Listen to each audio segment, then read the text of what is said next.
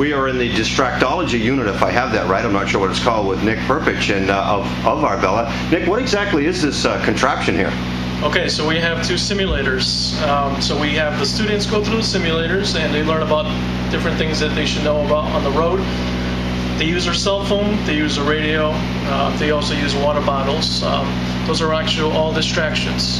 So texting and driving is a big one, and it causes a lot of accidents. So we were trying to get the point across to the students that they should be putting the phones away when they're driving. They should not be touching the radio or drinking or eating.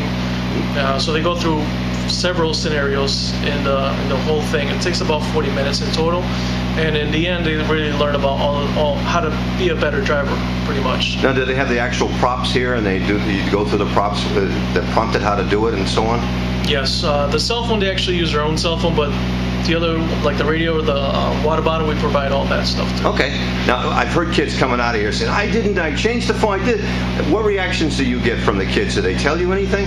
Yeah, a lot of them are outspoken, and they say, okay, why did that happen? Because they're not used to different things, different signs that they should look out for. They kind of ignore them really right now. So they're not experienced drivers, so they're going through this expectant that they're not going to crash. So a lot of their reactions are surprised.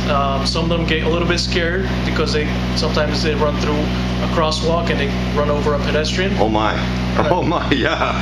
So there's a lot of different reactions, and we get everything pretty much. Do some of these kids come away with a feeling, or you get the feeling that's okay, they really did learn something, and maybe they're going to take this home with them?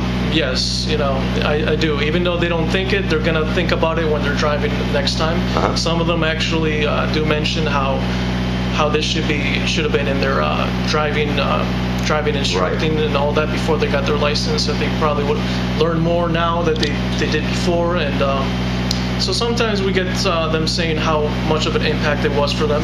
Not all the time, because they don't really say all that stuff, but we hear it sometimes when they do interviews and stuff. Yeah, I was hearing them coming out just now, and some of the comments were eye-popping. Now, Nick, how long, you're at Gloucester High School this week, and what's the future? Where does this unit go next? We're going to be all over New England. That's what we normally do. And next week we're going to be at Beverly High School. The following week we're going to be at Abington High School. So we'll be South Shore, North Shore, up and down really. Mostly Massachusetts for the next month, and then we're going to be in Connecticut in April. Oh wow. Yeah. Okay. Is there any follow-up with the kids? Do they have a survey? Can they then check out statistics or things like that? Website? Yes, our website, districtology.com. We have them go through a second part. So I tell them all about that once they finish. I give them pretty much a card of where to go to. We give them a code to do a second part. Okay. It's almost like another learning part of it.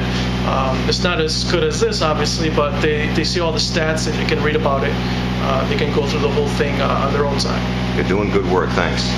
Thank you. All right, that is Nick Prpich of Arbella Insurance. Did I pronounce it right? Yes, Nick Prpich. For Nick Prpich. Thanks, Nick. You're welcome.